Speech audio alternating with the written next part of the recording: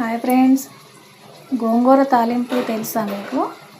చాలా టేస్టీగా ఉంటుంది. మనకి పప్పులు చారులు తినబుద్ధి వేయలేనప్పుడు ఇలా గోంగూర తాలింపు చేసుకుంటే చాలా బాగుంటుంది. చూడండి, ఇది 4 కట్ల గోంగూర ఉడకబెట్టాను. దీన్ని పక్కన పెట్టుకోవాలి.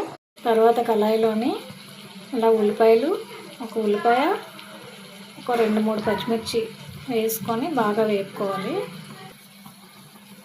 ఇంకా అందులోనే ఒక 3 టమాటాలు కట్ చేసి వేసుకోవాలి.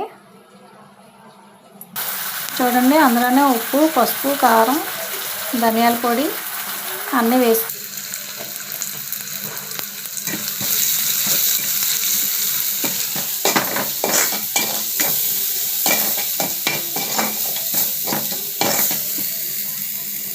అన్నీ వేసుకొని బాగా వేగాక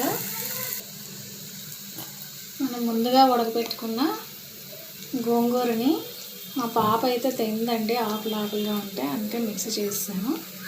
దాన్ని ఇందులో వేసుకోవాలి.